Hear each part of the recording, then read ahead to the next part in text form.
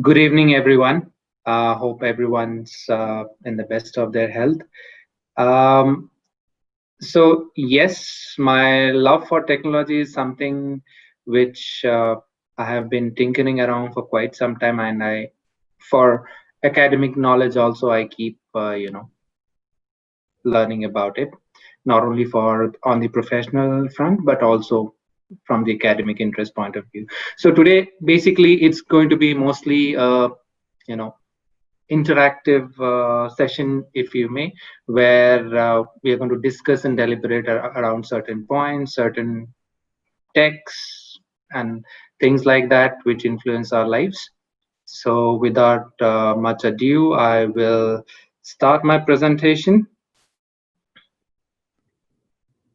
So, before we proceed any further, I have a question, Sushumna. Uh, we can put it across in the chat, for it's open to everyone. So, if can anyone tell me the definition of technology? Not exactly what technology means to us, but where it came to be from, what's the etymology or the origin of the word technology, if anyone can tell me, from whatever they understand or people understand. Right. Technology, right? Yeah, yeah. Sounds can be broken into two words. Any responses from the attendees of what? It's a Greek word. There's another answer: automation of human efforts.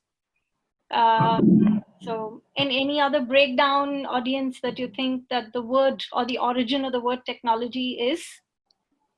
Science of art and craft, art plus logic, human innovation. I think we're trying to get a sense more to do with what means as technology to people. So yeah, these are largely the responses, Partha. Almost there. Most of some of the responses are almost there. Yes, the uh, genesis of the word technology comes from the Greek, or rather, it's transliterated from the words techne and logos. Techne means art, skill, craft, or a way of doing something, and the logos means the way of expression. So the art, so literally, technology means words or disclosure about the way things are gained or done. However, with the advent of time, the scope of the word or meaning for technology has narrowed down to what we know as text, and science and information technology is what we know of. But it had a larger implication or application in the erstwhile days when it got coined. So, what am I going to talk about here? So let's just have a quick look at that. I'm going to, touch base upon few of the macro technology. What do I mean by that? Macro technology forces. Basically, I would like to. There are a lot of changes at a rapid pace that we are dealing with, not only on the social front, on the technology front as well. So, we would be looking at a broader classification of that. What forms the foundation, or what's in store for us, in brief, in summary, on that, and then we would take a look at few of the technologies that are trending now. Then, interestingly, we are going to really talk and debate about whether we think technology is, a boon for us, or is it a bane. Our daily tech drivers, and the human interface, and what's next in store for us. Now, before we move ahead, Sushumna, could you please open the poll for us? All right, launching the poll. Thank you. Okay, so the audience, please go ahead and respond to it, who is able to see it on screen. Couple of questions that the audience here who are unable to see the poll window can also respond in the chat. How many of you think that tech can solve all of our social problems? Yes or a no?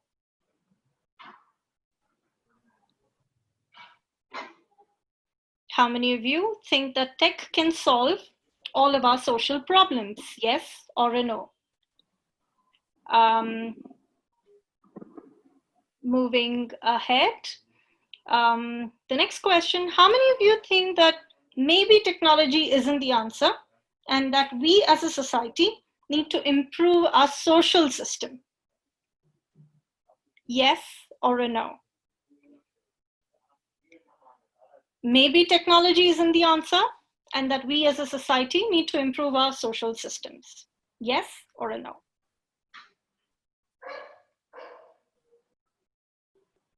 So how many responses have We are we got still so getting far? a few more. We've got about 44 responses, and we're getting a lot more on the chat as well, Partha. Wow. Initially, I did see a lot for the first question. Most of it was a no, and for the second question, Okay. most of it is a yes. So, ending the poll right now, and Sure.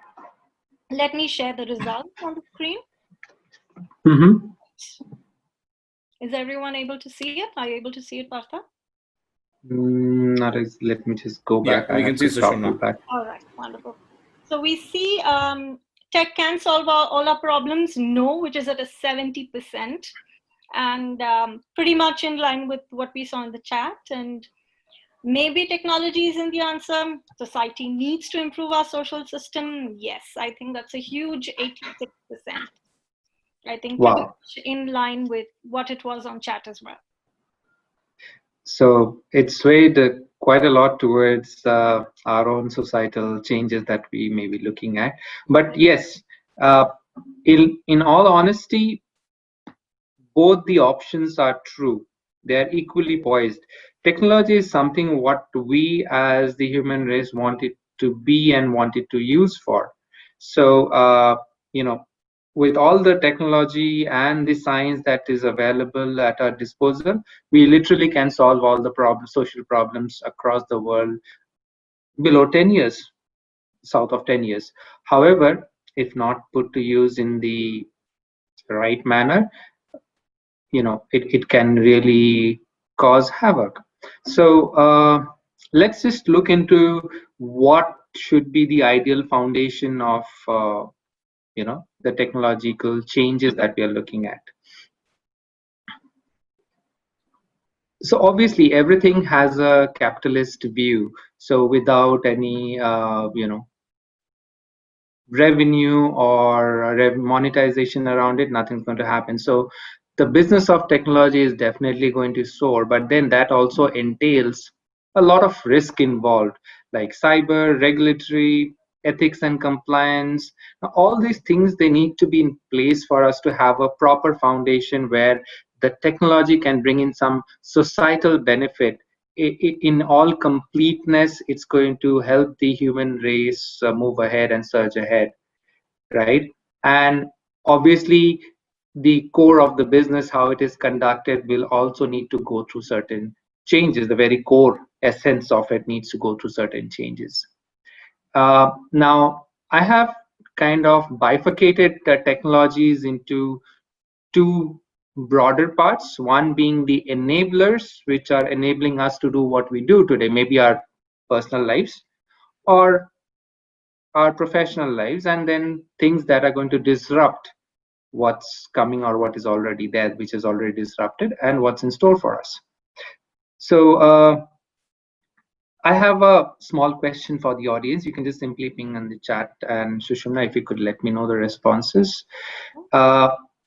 How many of us here, I'm sure there will be a lot of, the answer would be yes, but still I want to put this question across. How many of us watch Netflix? The other question would be, Partha, who doesn't watch Netflix? Oh yes, I think got a list of answers, right? yeah, that would be a shorter audience to Right. handle. I do. True. Okay. I do see. I do hear. And anybody else who doesn't watch Netflix? There are quite a few though. Not sure if they're watching Netflix, using the Netflix app, or they just do an online streaming of some of these programs and watch it. We do have quite a few people who watch and don't watch a few of them. Yes. Or let me just bring back a very commonplace common day usage every day. Uh, Many of us, we would have at various, even though we have our own cars or vehicles or bikes and scooters, we would have availed the service of a Ola and an Uber, right? So did it ever strike that whenever after a certain point of usage, maybe say a month or a week or 2 weeks, you on a specific given point of time, you get a suggested place, like your destination. If you want to book a cab, it would give you a suggestion. How that happens, or what is the science behind it, what is the technology involved in it? This is at the very top level, to be very honest. Now all these things comes from the user usage data from the consumers, because the consumption habit of us end users have changed over a period of time. So it literally tracks everything. So eventually at a specific given point of time in a day or a week, if you if you manifest a pattern of visiting a particular place or traveling to a particular place during that particular day or time, it would study it for a specific period, and then automatically that suggestion is going to pop up. You don't have to search for it. Similarly, I'll go back to Netflix, the question that I had put forth earlier. Netflix, what we see today, was not exactly what it was. Netflix was about to go bankrupt, but what saved Netflix was the data management, the insights from the data management, the analytics involved in it. So the contents that are curated, that are suggested to the users or subscribers of Netflix, are all basis data. So data is like the king right now. It can turn around things nowadays. And of course, cloud. Why do I say that? Because cloud has the flexibility and ubiquity of access, application. Who knew? Like, I'm sure people in their younger days would relate to a lot of external hard drives. But I myself had a couple of them. But now, honestly, I don't really think of having it, because I use Google Drive or a OneDrive or any other solution that is available. And for people like all of us here, we use Google solutions, G Suite. So most of our Google applications are hosted and they are on the cloud. We typically don't need to install any application. That's why the flexibility and ubiquity of cloud really kind of, appeals and is definitely a positive thing about the technology. What are going to be the disruptors, and why do I call them disruptors? Uh, Many of us, we would have heard this term about virtual reality. How many video gamers do we have in the crowd now? Like maybe mobile gaming, or mostly, I would say, rather, let me just limit it to mobile gaming. How many? Like Peak PUBG, about at least Pokemon Go. Peak 95% of them. yes. Yeah. So people who would have laid their hands on or had an experience with Pokemon Go, they would know that a lot of this game happens in the virtuality, in the virtual reality, where you have to probably go and play in the virtual realm. Now, that is just one aspect of the virtual reality. Then there is augmented reality. And now people are looking at extended or a mixed reality, where we have the application of augmented reality and virtual reality. What does it really do? It helps us dwell or do a lot of things. There are a lot of applications. You can 3D model a particular object, product, building, everything on a three-dimensional basis, which was not possible a few years back, where we had to do it on a probably a 3D model. Physically, you had to scale it, do a scale model, or probably do a clay or a wooden model, or a two-dimensional design. That completely changed the way we do things, we design, we look at. It has application in the education industry. It's just simply amazing. You really don't, or think about a differently able person who probably wants to tour the world, but or has certain places that he or she wants to visit in her bucket list, but owing to the constraints, obvious constraints, he or she is unable to. There could be various other reasons, but the digital reality could completely change the paradigm, and it could be almost that individual is standing in the midst of his or her bucket list or wish listed places. So that's what it promises to be. Then there is the cognitive technologies, which is like a lot of our own Regalix products are, in alignment with that, where we look at analyzing, we look at predicting, basis the prediction, we prescribe, we enhance it, and then we eventually automate. Now, automation is something which has become a very commonplace, term being used in today's IT or ITS business. The reason being, there is a lot more expected from a lot lesser time that we have. We have a finite number of people, we have a finite number of time, but the expectations are growing to be infinite. Now, how do we do that? Or rather, looking at adding more value for the human capital that we have, because they are capable of much more than they usually do. A repetitive task can be automated, but a human can bring in a lot of value into the system. So organizations and systems are looking at making use of those, invaluable skills from individuals rather than repetitive mundane work, which can be simply automated. That's where automation comes into the picture. And why blockchain? Blockchain has an amazing story. People would relate to blockchain with cryptocurrency who are aware of it. And since it is very secure, why is it secured? Because most of its assets or elements or the matter of trust is kind of distributed across servers, if I have to put it in layman's term. And it proves a great enhanced level of maturity for the security for our data information transaction. Largely, it is going to get adopted in the advertising world or the banking industry, if I have to say.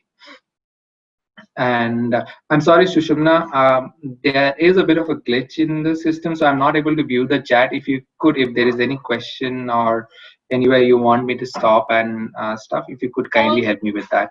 Right. Here, I think people were mentioning about augmented reality and virtual reality in terms of your games.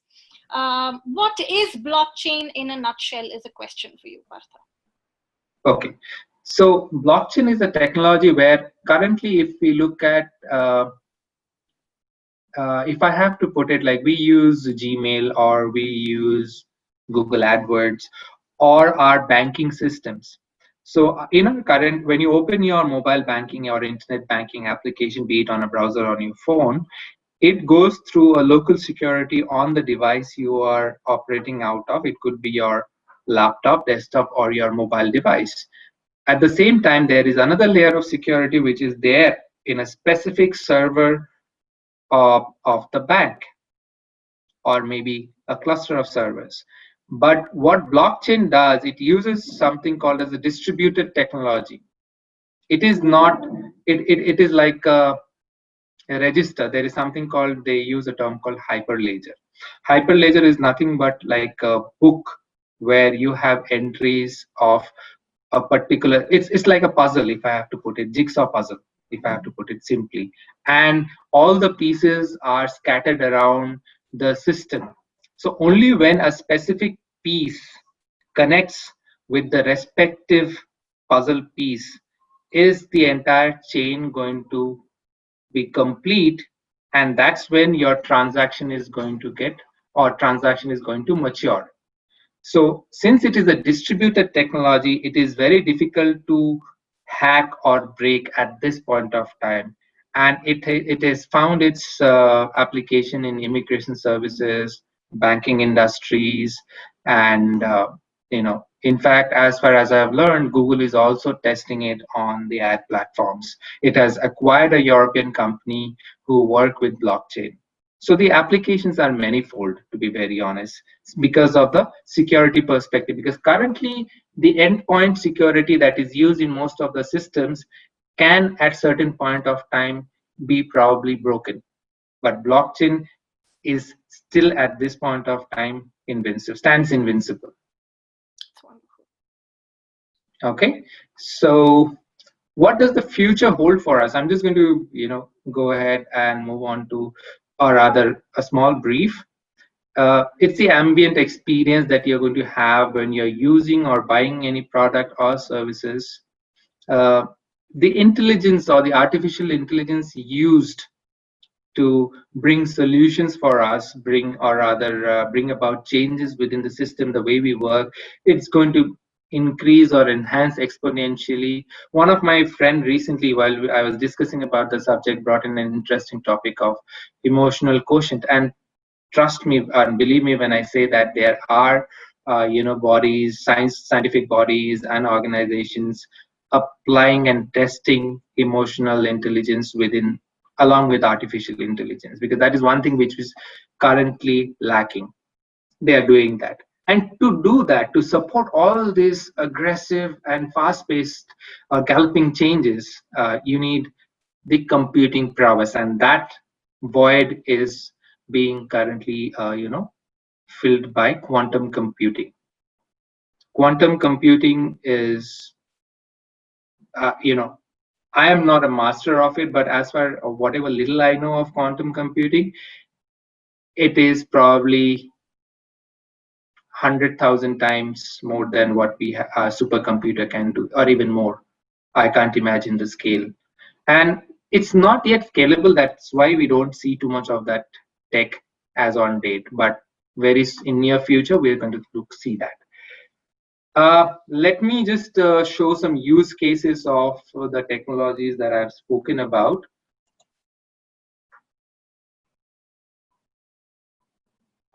Okay. Now, what do they mean?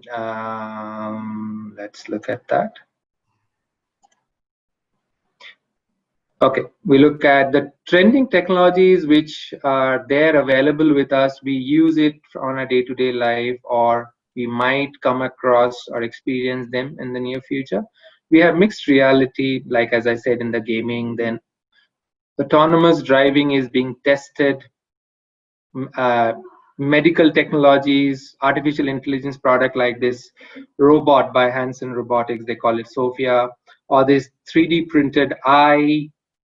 Automation like your Amazon Go store in the US, where you just don't need any human intervention. You just walk in with the app, pick up your stuff, and just walk out. There is no other human intervention. In the current context, that's an amazing option. You have less of, or rather more of, social distancing that you can maintain. And then Internet of Things. We're going to mull over that a little later, what IoT is. And then 5G technology, which is about, in a lot of places it's been launched, because all these techs that we're talking about, we need to be interconnected, and all, we need our higher bandwidth of connectivity, and 5G is just going to do that. So there is now one question here, Partha, which is mentioned here. What is DART? Yeah. Maybe the full form, or yes. So dark is basically it's an application. It's more of a converged technology, where D is for digital reality.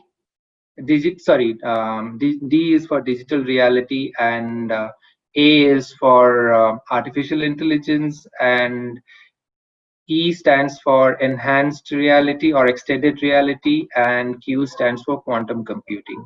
So dark is an application which I'm going to just play the video right now. So it basically shows an application of multiple technologies. I'll just go straight to the video.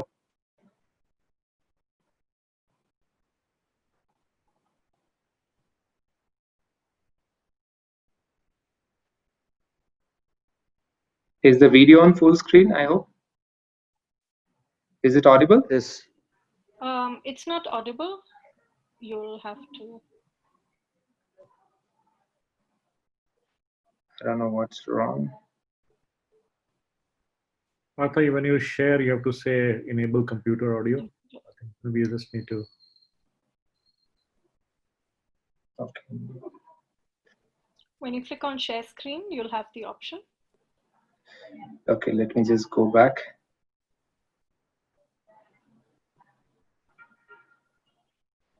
You have the option optimize screen share for video clip and share computer sound. Select both the checkboxes. So I just need to stop sharing and do it again. Is that all right? Yes, that's fine. Yeah.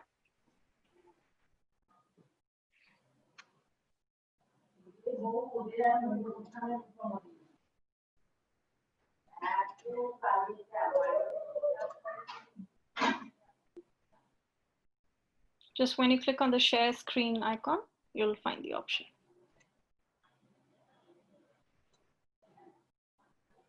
Okay, Chrome tab.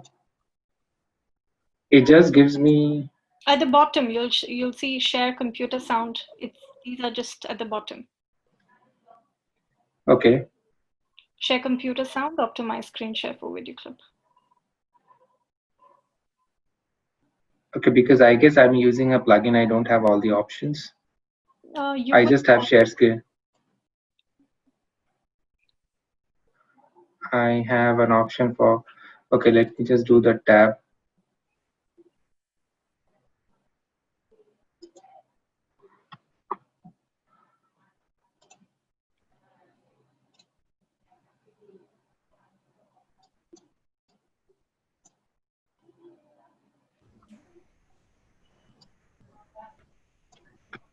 Or you have the video link. Great.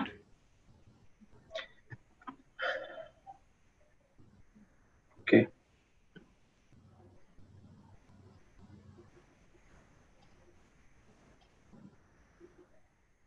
The computer audio is on.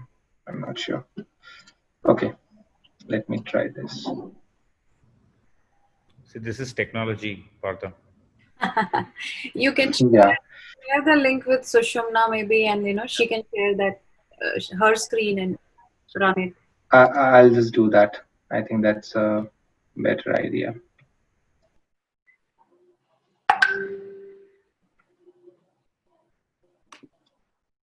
Reality of technology. Boon or Bane, you're asking, Partha?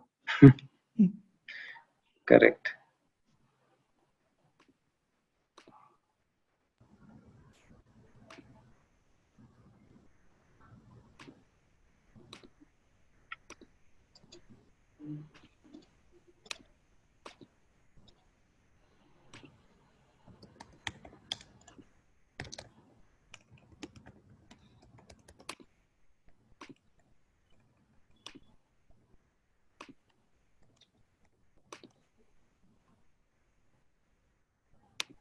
To all panelists, should I just send it to Sushumna? Right? Just ping it to me, Partha. I'll share my screen.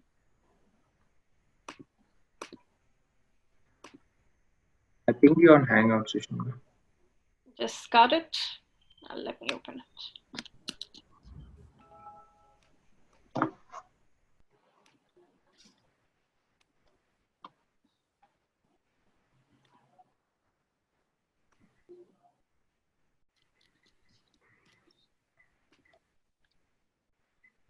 All right, I'm going to share my screen.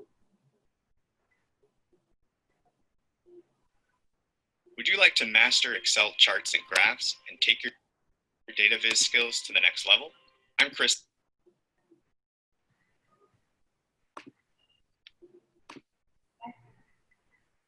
Okay, is it visible? Yes, it is, Sushumna. Yes, absolutely. One moment.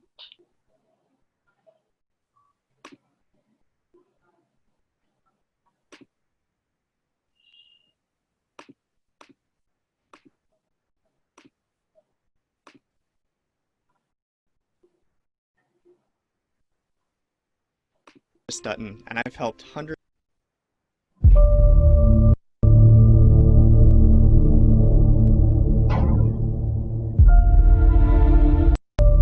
Is it audible for everyone? Yes.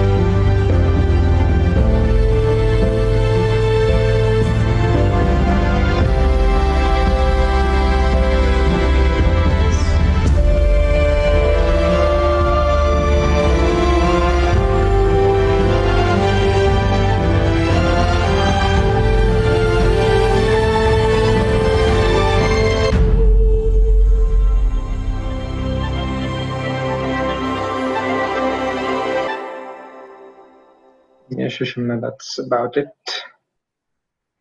Great, I'm just gonna stop sharing my screen. And yes, that was a wonderful video, Partha. Thank you, Sushumna. So it was a beautiful case study of what technology can literally, do for us, or what exactly is it doing. And the amazing part, it is already there, and it is helping us in the medical frontier, in various other walks of life, and Microsoft is leading the way there.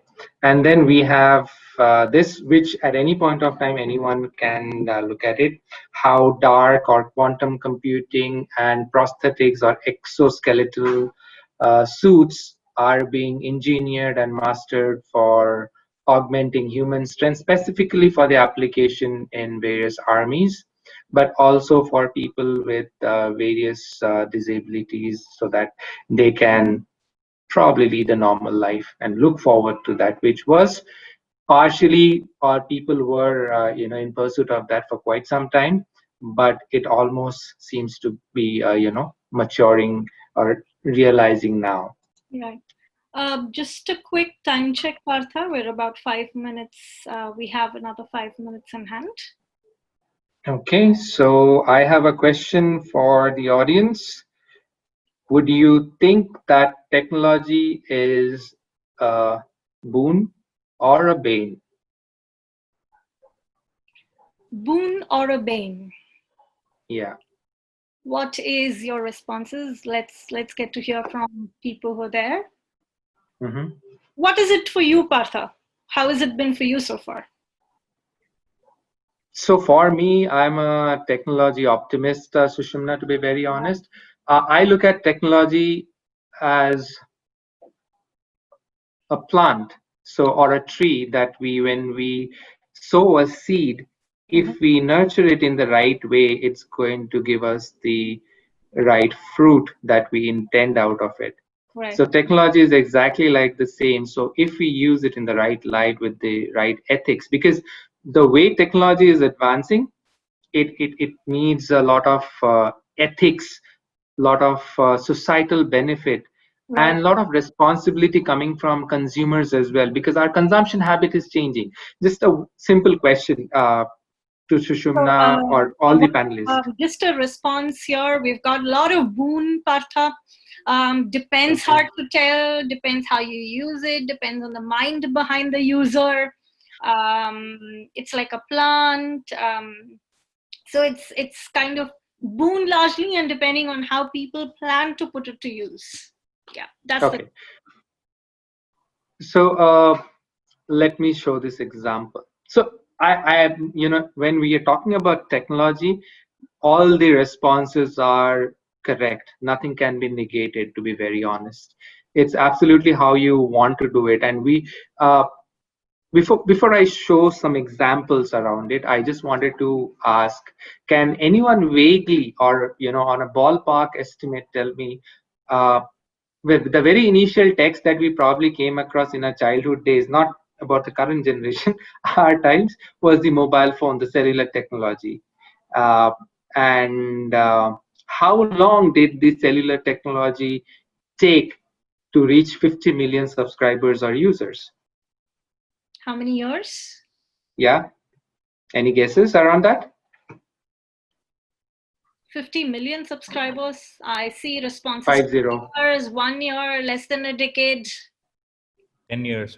About 3 8 years. About 8 years. Almost hovering around that. It precisely took about 12 years to reach that stage of 50 million users. Whereas, let me ask you, how much time did Facebook or a WeChat, like a social platform, take to reach 50 million subscribers? Facebook started in 2004, isn't it? So how long did it take to reach 50 million users? They say 3 years, 4 years. It's almost reduced by half the time. 2 years, 3 years. 4 years. We are optimistic, yeah. 2 years. 4 years almost. Yeah.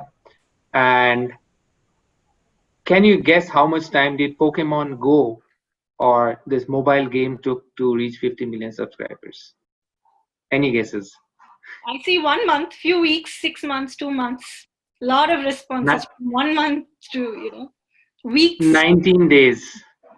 19 days. 19 days. That's how our habit of consumption of technology is changing. And moreover, our patterns are also changing given the context of this pandemic, this COVID outbreak. We are largely dependent on technology from the professional front because that is acting as an enabler for us to get connected, deliver our work, discharge our duties. So that's acting as an enabler. But let me show you something interesting quickly.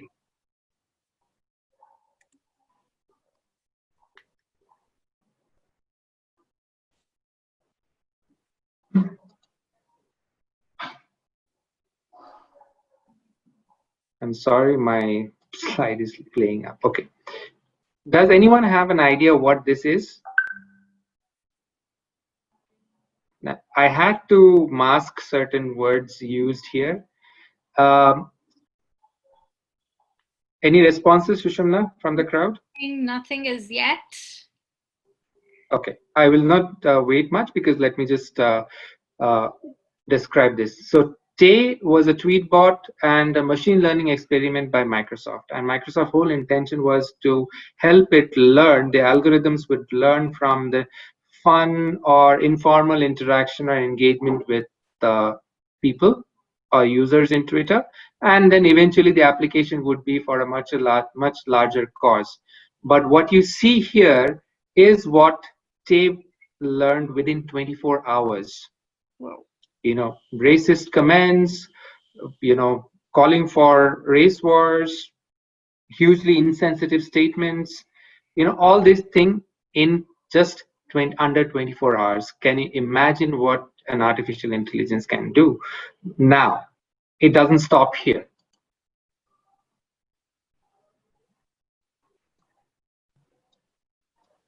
We're almost up with the time, Partha. Just check. Yes. Okay. Now, this is a robot called Atlas by Boston Dynamics. Think about, and anyone can search it in YouTube. Now, think about marrying this with the Tay AI of Microsoft. What kind of havoc it is going to wreak on us? Disaster. That's absolute disastrous. But this will again depend on how we use it, as we stated earlier. A lot of us sense, and this is exactly what it is going to be. Again, the sound. This is a clip from the Judgment Day, if you recollect, Terminator, and unfortunately, this isn't playing properly. But the boon of technology is again something which we spoke about some time back. It's what helps us get connected and has come almost 5 generations. It's the cellular technology. How many of you think this has really, in a lot of ways, there could be conflicting opinions, but in a lot of ways it has helped us do what we do nowadays, helped us stay connected. And just to give a little bit of an anecdote around it, this is how, in a broader sense, cellular technology, how it evolved from the first generation where we didn't have data to the 5th generation being tested around various countries in the world, promising up to 20 gigabits per second. So that means downloading almost 10 to 12 4K resolution movies within a minute's time. That's what they are promising. And now I'm going to talk about how technology has helped us mostly. So we started from cave paintings and stone carvings way back in 30,000 BC. And now in the precipice of this technological evolution, we are communicating on social platforms like Twitter, Facebook, Instagram, and there are many more like this if you have to talk about it. WhatsApp. That's how technology has really helped us, if I have to say.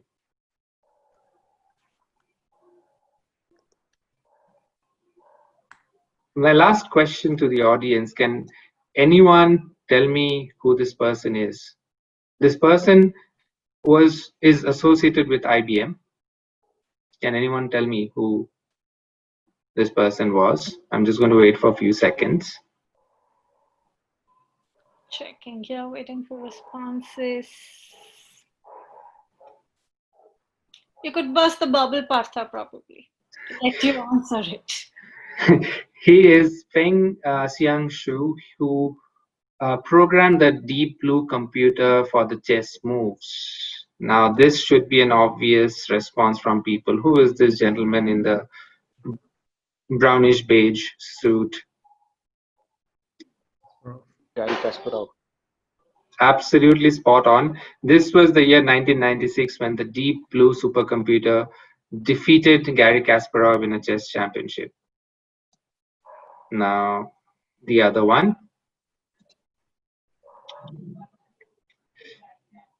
This is a famous TV game, Jeopardy TV game, which was won by, again, IBM Watson in 2011. Again, an application of artificial intelligence thing where we are heading to.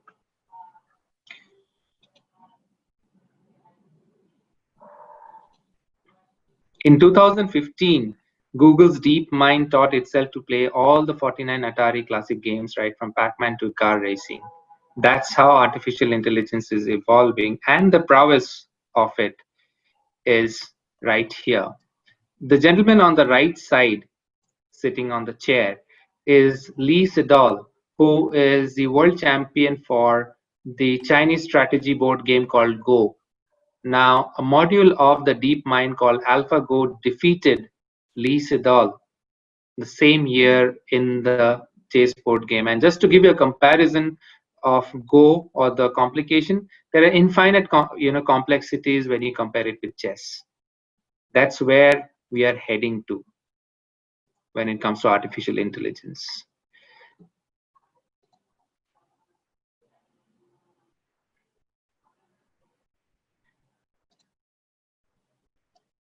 At the same time, people like Cynthia Brazil, who are working on social bots to help people, she is from MIT, and her team is working on building social bots to help people, like helping kids to learn. And then we have Lonika Hollerhoek, who is master's in technical mathematics, and she is part of a project wherein they are, promising to clean all the oceans of the junk and plastic in less than 2 years. It's called the Ocean Cleanup Project. That's also a benefit or the boon of the technology. This one should be interesting. You might have seen killer drones and army drones, but this is something which is phenomenal. Now, it helps, reach out to people, send medicine where people have to walk for almost altogether 8 hours to reach a facility to get some medical help. Now, all those far-flung places are getting connected using drones, and Matternet is helping or enabling that in that domain.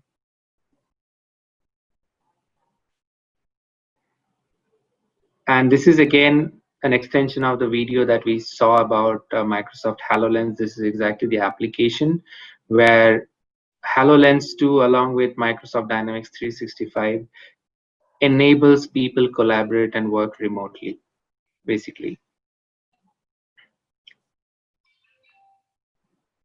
And all those things in the current context of COVID and the pandemic had made our lives easier is just right here, if we can see.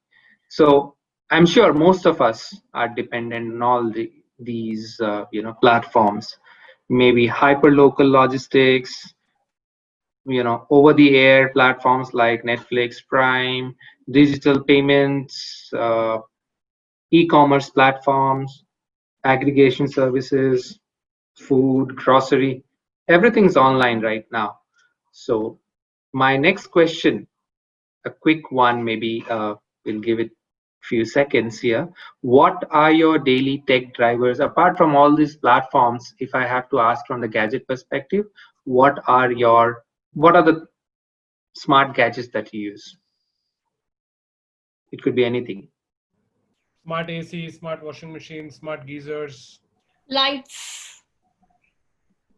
Okay, great. Any other inputs? And obviously our phones and watches. So everything that we know of or we use, right from refrigerators, as Virals rightly said, to washing machines, ACs. Even very recently, from my personal experience, I can tell you I had recently subscribed to this product called Live Pure Smart. There, I don't have to, it doesn't need to be serviced. So it has an IoT device, connected device with it, does a self-diagnosis and repairing and everything. And I just need to recharge every month and it dispenses the water. So that's how smart things are becoming and connected. Everything is getting interconnected. That's why we are moving towards the fifth generation of technology. My whole objective of this session was to see how technology has evolved and what changes it brought into our lives.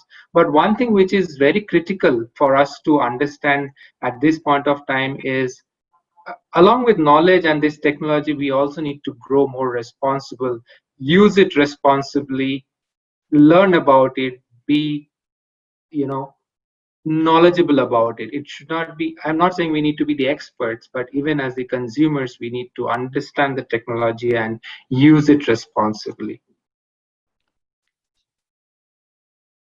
So with that, I would like to say we should learn, know, and grow along with the technology. Thank you very much for your time. Any questions around it? So That was absolutely wonderful, Partha. I think the way technology has been evolving, robotics, machine learning, it was absolutely insightful. And yes, Boon and Bane is a question for all of us to ponder over, think how we're putting things to use, right? So absolutely, it is always going to be a conflict within ourselves, amongst our peers and family and friends. There will be a lot of takers and haters for it, but then love it or hate it, it has been deeply entrenched in our daily lives. There are a lot of things that are enabling us, but at the same time those technologies are so very powerful, if not judiciously used, can do a great harm. That is my whole intention, that we should be responsible when we are using, at least for our own self, like our privacy, our own data. We've educated enough that how I should be using the particular platform. That goes a long way in contributing to our whole societal construct. Yeah, the only thing, Partha, that our dependency on all of this is so high now.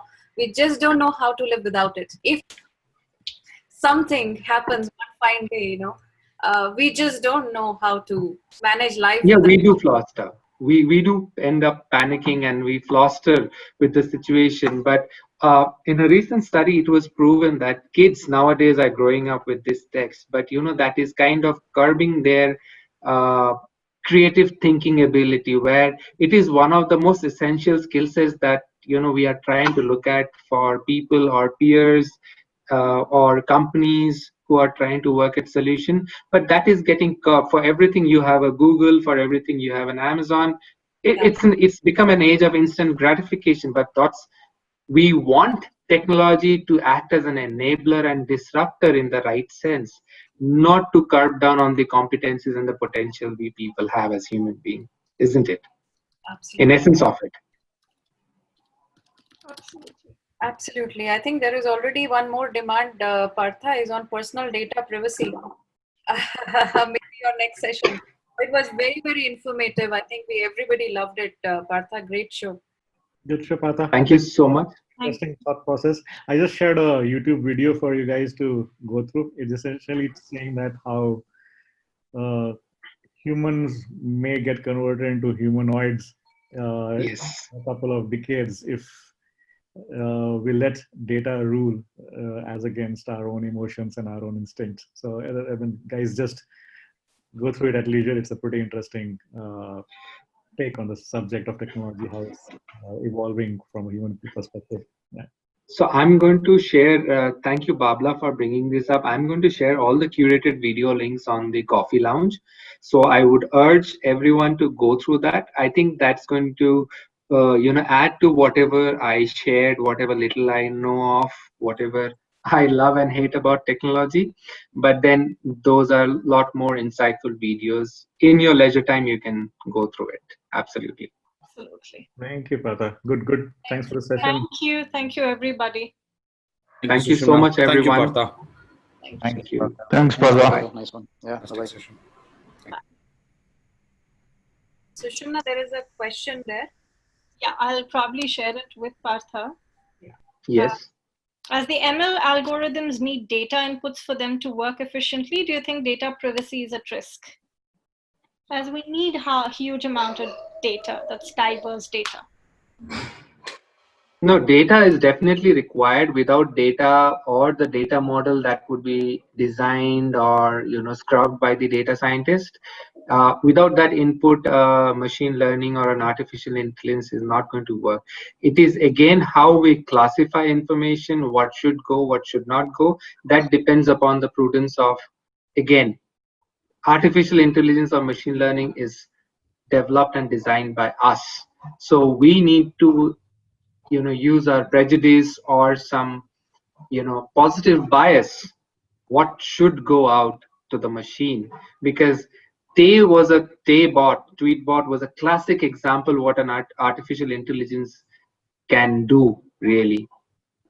So we really need to be prudent what we need to share, what we do not need to. So there is a lot of study around it, what should go in, what should not go in, what level of security or filtration needs to happen before it goes into enabling a machine learning algorithm, basically. Okay, I'm back in the chat now.